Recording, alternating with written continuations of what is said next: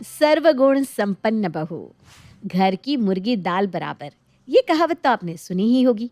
इसी कहावत का जीता जागता उदाहरण है हमारी निर्मला देवी जी, जिन्हें अपनी बहू के अंदर कभी कोई गुण नजर ही नहीं आता। अरे अरे अरे अरे, छी छी छी छी, ये कैसी सब्जी बनाई है।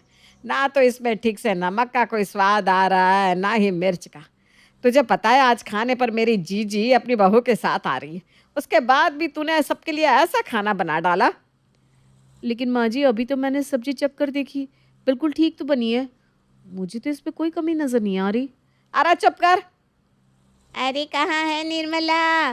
अरे जीजी आ गई, जल्दी से चाय चढ़ाओ उनके लिए।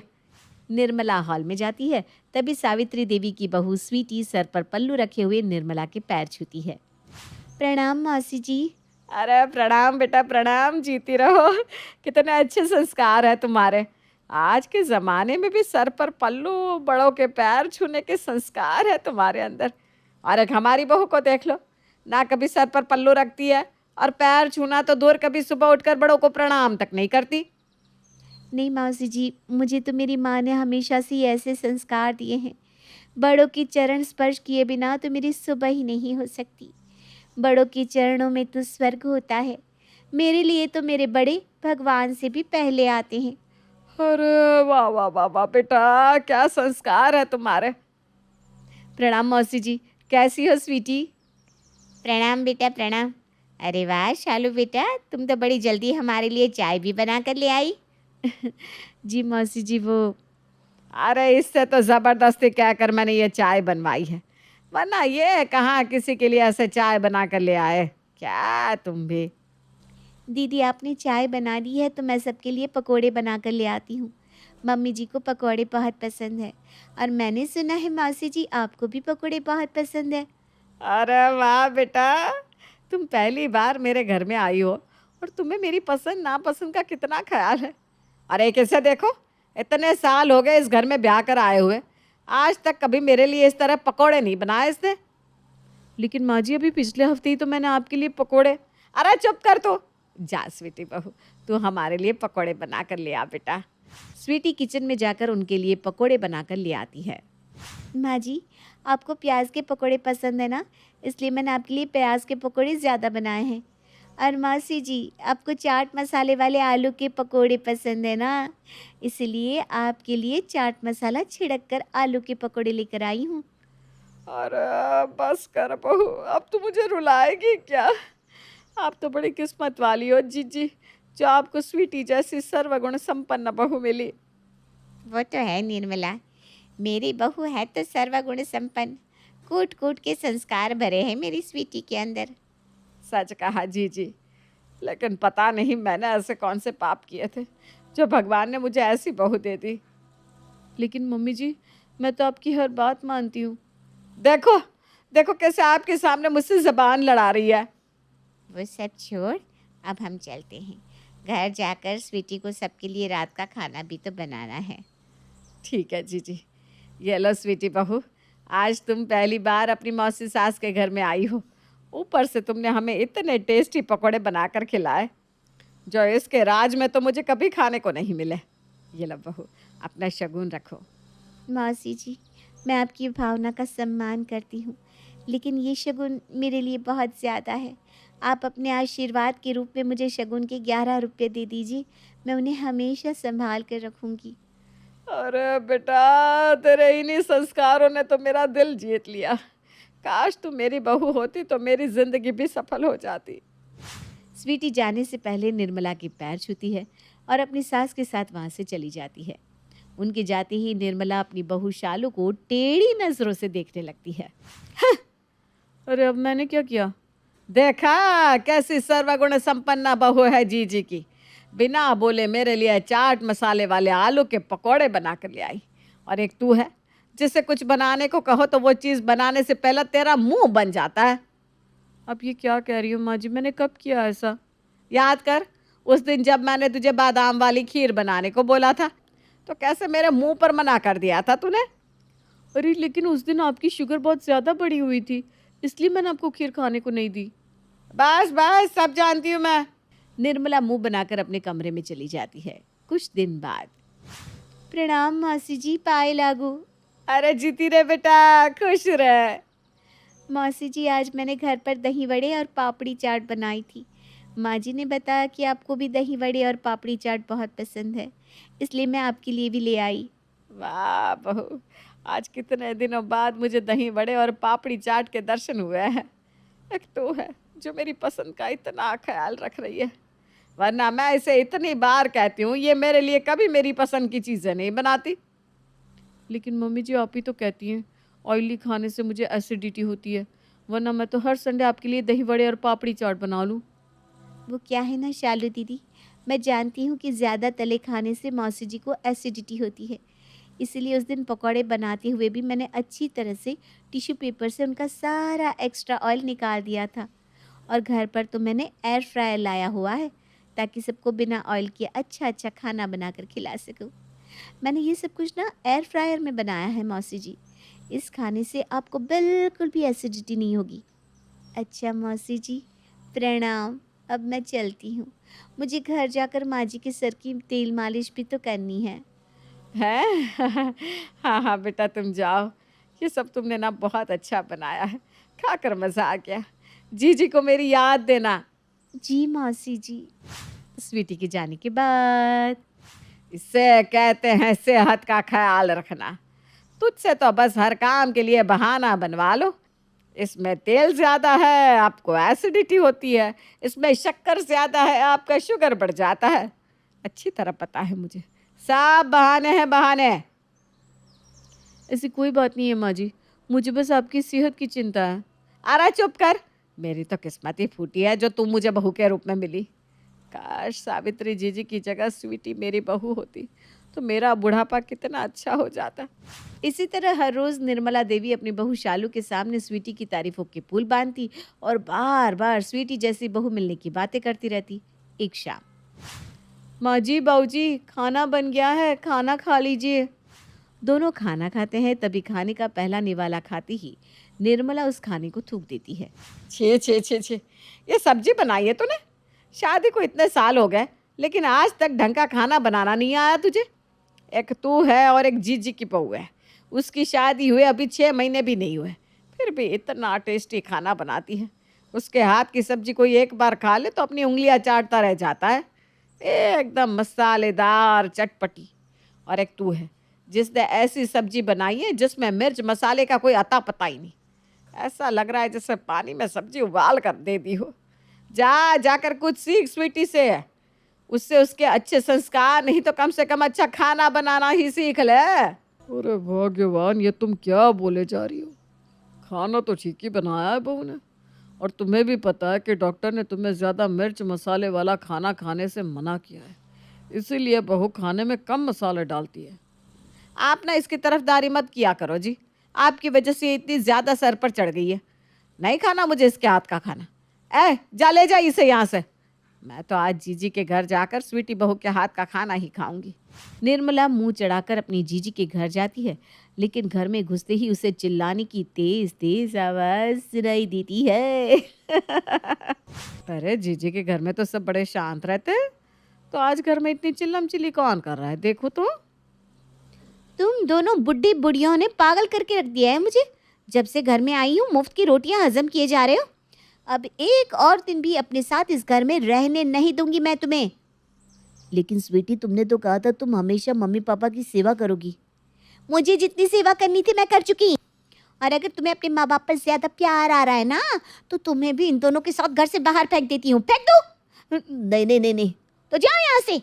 स्वीटी अपने सास ससुर को उनके सामान समेत घर से बाहर फेंक देती है।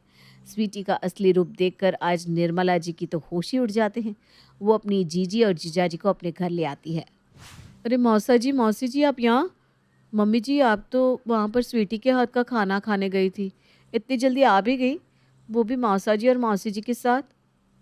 अरे काहे का खाना बहू, उस चुड़ैल ने तो हमें घर से धक्के मार कर निकाल दिया। जिस बहू को मैं हमेशा सर्वगुण संपन्न समझती रही, उसी बहू ने सब कुछ अपने हाथ में आते ही हमें हमारे घर से ही बेघर कर दिया। अरे बाप रे बाप, अच्छा हुआ कि मम्मी जी के कहने पर मैं स्वीटी जैसी नहीं बनी, वरना मम्मी जी आज आप भी हैं। वैसे अगर आप अभी भी चाहती हो तो मैं बन जाती हूँ स्वीटी जैसी। इससे स्वीटी जैसी सर्वगुण संपन्न बहू लाने की आपकी ख्वाहिश भी तो पूरी हो जाएगी ना। अरे नहीं नहीं बहू, तू ही मेरी सर्वगुण संपन्न बहू है। मेरे लिए तो तू ऐसी ही सबसे अच्छी है। कभी किसी की तरह मत बनना, हाँ? निर्मला का चेहरा देखकर शालू अपनी हंसी नहीं रोक पाती। स्वीटी का असली रूप देखकर निर्मला को अच्छी तरह कल आ जाती है और उस दिन के बाद निर्मला फिर कभी अपनी बहू शालू को किसी के जैसा बनने को नहीं कहती और उसे उसकी कद्र भी अच्छी तरह समझ में आ जाती है। कहते हैं वक्त का कोई भरोसा नहीं, कब किसके दिन फिर जाए क्या पता। राधा की शादी होती है राजा से। राजा एक बहुत ही संस्कारी लड़का होता है, लेकिन उसकी माँ का मिजाज काफी अलग। राधा, ज्यादा काम मत किया करो। हम लोगों के घर नौकरानी है, वो घर का सारा काम करती है। तुम बहू हो, अभी नई नई शादी हुई है, तुम आराम करो। तभी ससुर आ जाते हैं। कैसी बात करती हो लिली? बहू आराम करेगी तो काम कौन करेगा? नौकरानी कमला करेगी काम। आखिर तनख्वाह देते हैं हम लोग उसे, तो काम नहीं करेगी क्या? तुम दोनों सास बहू कान खोल कर सुन लो। कमला काम नहीं करेगी, वो सिर्फ राजा का ख्याल रखेगी। लेकिन पापा जी, मैं हूं ना इनका ख्याल रखने के लिए, फिर मैं क्या करूंगी? नहीं, तुम्हारे पति यानी मेरे बेटे को कमला ने संभाला है, वही उसकी माँ है और वो इस घर में राज करेगी। काम करने के लिए तुम दोनों हो ना। एक तरफ जहां बहू को कमला का राज समझ में नहीं आता, तो वहीं पति की बात सुनकर तो मानो सास को गुस्सा ही आ जाता है। अरे बकवास बंद करो, नौकरानी को सर पर चढ़ा रखा है तुम लोगों ने, हद होती है। पता नहीं कब छुटकारा मिलेगा इस नौकरानी कमला से। तभी राजा आ जाता है। राजा के आते ही राधा उसे पानी देती है कि नौकरानी आ जाती है। नहीं नहीं, राजा को गर्म पानी देना होता है, नहीं तो उसकी खांसी शुरू हो जाती है। राधा देखती है कि सामने एक अजीब सी नौकरानी जैसी औरत खड़ी है। आप कौन है? पापा, ये कौन है? बेटा, वो हमारी नौकरानी है। राजा की माँ का मिजाज देख रही हो ना, मॉडलिंग करती थी अपने ज़माने में। ऐसे में राजा कैसे पला है ये सिर्फ कमला ही जानती है। राजा के लिए ये माँ के समान है। ऐसे में इसी ने राजा को बचपन से बड़ा किया है, वो इसी के पास रहता था। वो जानती है कि राजा को क्या चाहिए, कब चाहिए। अच्छा ठीक है पापा जी। तभी नौकरानी, जो कि काफ़ी सालों से उस घर में होती है और खुद को राजा की माँ समझती है, राधा पर सास की तरह हुक्म चलाने लगती है। अगर मेरे बारे में पूरा ब्यौरा ले लिया हो तो ज़रा तेल गरम करके ले आओ, राजा की बाल में लगाना है। कितने सूखे लग रहे हैं बाल। राधा को अजीब लगता है कि ये क्या हो रहा है। सास है जो उड़ी फिर रही है और नौकरानी खुद को सास मान रही है। माननी किसकी बात है? वो कंफ्यूज हो जाती है कि क्या बात है बहू, कमला की बात को सुनकर अनसुना क्यों कर रही हो? वो राजा के बाल में तेल लगाने के लिए तेल मांग रही है ना, ला कर दो उसे। और हाँ बहू, कमला की कोई बात ऐसी ना हो जो तुम ना मानो, वरना ठीक नहीं होगा, समझी? ससुर की डांट सुनकर राधा चुपचाप तेल गरम करने चली जाती है। हाय रे किस्मत, जो सास है वो बहन बनकर घूम रही है और जो नौकरानी है वो सास बनी है। राधा तेल गरम करके नौकरानी को दे देती है। क्या रे बहू, तेरे को पता नहीं क्या, कटोरी गरम है ना तो किसी चीज़ में रख कर देनी होती है। हाँ राधा, माँ जी का हाथ जल जाएगा तो रुको माँ जी, मैं लेकर आता हूँ। राजा के मुंह से नौकरानी के लिए माँ शब्द सुनकर राधा हैरान हो जाती है। वहीं राजा तेल को प्लेट में रखकर नौकरानी को देता है और वो उसके सर पर तेल लगाती है। वाह माँ जी, मज़ा ही आ गया। तभी राधा की सास वहाँ से निकल रही थी। अगर आपका घूमना हो गया हो तो ज़रा रसोई में भी नज़र डाल लो, जब देखो तब मटकना, खाना भी लगाना है। सास नौकरानी को न जाने क्यों कुछ नहीं कहती। हाँ राधा, खाना लगा दो, वैसे भी मेरी योगा क्लास है, खाने के बाद मैं थोड़ा आराम करूँगी, फिर ग्रीन टी लेकर योगा जाऊँगी। जी माँ जी, मैं दोनों का खाना लगा देती हूँ। राधा 2 प्लेट में खाना लेकर आती है। एक प्लेट अपनी सास और दूसरी प्लेट राजा के सामने रख देती है। वाह बहू, और मेरी थाली कहाँ है? राधा को गुस्सा आता है। आपको क्यों खाना दूं मैं? और वैसे भी ये खाना हम लोगों के लिए है। आपके लिए कल की दाल है, वो ले लेना। हाय रे, राधा की आवाज़ पूरे घर में गूंज रही थी। राधा की सास हैरानी से राधा की ओर देख रही थी। तभी वहां ससुर आ जाते हैं। राजा भागकर नौकरानी का हाथ पकड़ लेता है। कितनी जबान चल रही है इसकी। अरे जिस पति की पत्नी बनकर आई है ना, उसे मैंने पाला है, मैंने, समझी? खाना कैसे नहीं खिलाती तू, वो मैं देखती हूँ। और रहा सवाल कल की दाल का, तो अब वो दाल तू खाएगी। बढ़िया ही। राधा, यही संस्कार है तुम्हारे घर के? अरे बड़ों से बात करने की तमीज नहीं सिखाई तुम्हारे माता पिता ने? देखिए पापा, एक नौकरानी के लिए मेरे मम्मी पापा के संस्कार की बात नहीं करे तो अच्छा होगा, समझे? राधा ये बोलकर वहां से निकल रही थी कि तभी अचानक उसके कान में उसके पति राजा की आवाज आती है। देखो राधा, कमला माँ का अपमान करके तुमने ठीक नहीं किया। या तो तुम उनसे माफी मांगो या घर से निकल जाओ। अरे ये तो किसी फिल्मी ड्रामे की तरह लग रहा है। नौकरानी से माफी, नहीं तो घर से बाहर। ये क्या माजरा है? राधा नौकरानी से तभी तो माफी मांग लेती है और कमरे में चली जाती है, लेकिन वो ठान लेती है कि वो पता लगा कर रहेगी कि क्या सिर्फ इसलिए कि नौकरानी ने पति को पाला है वो इस घर में राज कर रही है, या फिर मामला कुछ और है। राधा अपनी सास के पास जाती है। माँ जी, मैं अंदर आऊं? राधा की सास बेहद हाई फाई सी औरत थी। वो राधा को देख कर कहती है, हाँ हाँ राधा, बोलो क्या काम है? सब ठीक है ना? वैसे सुबह तुम्हारी बेइज्जती देखकर अच्छा नहीं लगा। पर सासू माँ ये क्या है? नौकरानी को इन्होंने और पिताजी ने इतना सर पर क्यों चढ़ा रखा है? वो क्या है ना, राजा को उसी ने पाला है। मैं तो मॉडल थी, अपने शूट में बिजी रहती थी, लेकिन अब लगता है कि मैंने अपना घर बर्बाद कर दिया। कई बार सोचती हूँ कि इस नौकरानी को सबक सिखाऊं या घर से निकाल दूं, लेकिन राजा के पापा और राजा उसे इतना मानते हैं कि वो लोग मुझे घर से निकालने के लिए राजी है, पर नौकरानी को नहीं। तो ये बात है। तो इसी बात पर नौकरानी जी हवा में उड़ रही है। चिंता न करें माँ जी, मैं ही इसे ठिकाने लगाती हूँ। रात में बहू पति के पास जाती है और कहती है, वो क्या है ना, शादी की बात कहाँ कहाँ क्या क्या इन्वेस्ट करना है, उसकी प्लानिंग के लिए मुझे आपके और अपने फाइनेंशियल संभालने होंगे। समझ रहे हैं ना आप? तो आगे से सैलरी आप मुझे दीजिएगा, पापा को नहीं। पापा को तो मैं वैसे भी नहीं देता, मैं तो कमला माँ को देता हूँ, वही मेरे पैसे का हिसाब रखती है। राधा को तो मानो कांटो खून सूख लेता है। क्या? नौकरानी को? नौकरानी को कौन अपनी तनख्वाह देता है जी? देखो राधा, मैं आखिरी बार बोल रहा हूँ, नौकरानी बोलकर उनका अपमान ना किया करो। अब हाँ, गलती हो गई, सॉरी। अगले रोज वो सभी के सामने कमला से कहती है, आंटी जी, वो क्या है ना, मुझे और राजा को एक बड़ा घर लेना है, तो उसके लिए अब तक राजा ने जो पैसे कमाए हैं ना, उसकी सारी डिटेल मुझे चाहिए, क्योंकि वो तो सारा पैसा आपको देता है। आपके पास कितना कब कहाँ खर्च हुआ उसका हिसाब तो होगा ही। नौकरानी घबरा जाती है, लेकिन फिर भी हाँ, और क्या, वैसे भी उसके पैसे जैसे कि तैसे ही है, मुझे राजा के पैसे से क्या लेना देना। उस दिन कमला घर में परेशान से घूम रही थी। थोड़ी ही देर में, अच्छा मैं ना अब घर जाऊंगी, वो क्या है ना, मेरा बेटा आने वाला है, वो बाहर पढ़ाई करता है ना। कमला निकल जाती है और उसके पीछे निकलती है राधा बहू। आज तो मैं इसका राज सबके सामने लाकर ही रहूंगी कि कैसे इमोशनल करके ये कमला इस पूरे घर पर राज कर रही है। लेकिन ये क्या, राधा देखती है कि कमला एक बहुत ही सुंदर से घर में घुसती है, जिसके बाहर लिखा था कमला निवास। ओहो, तो हम लोगों के पैसों से ये इतना बड़ा घर भी खरीद कर बैठी हैं। अब बताती हूँ इसे। राधा खिड़की के पास जाकर खड़ी हो जाती है, जहाँ कमला अपने बेटे से कह रही थी, बेटा मुझे लग रहा है कि अब तुझे नौकरी देखनी ही होगी।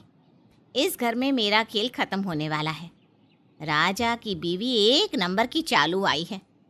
अरे मुझसे पैसों का हिसाब मांग रही थी। ओहो माँ, उस पागल राजा से बात करो ना कि अपनी बीवी को घर से निकाल दे। अरे वो तो उल्लू की तरह तुम्हारी बात मानता है। उसे तो पता ही नहीं कि कैसे तुम उसे इमोशनल पागल बनाकर उसके पैसे खुद पर खर्च करती हो। मोटी सैलरी लेती हो और उसकी माँ के खिलाफ कान भरकर तुम सारा काम भी उसकी माँ से करवाती हो।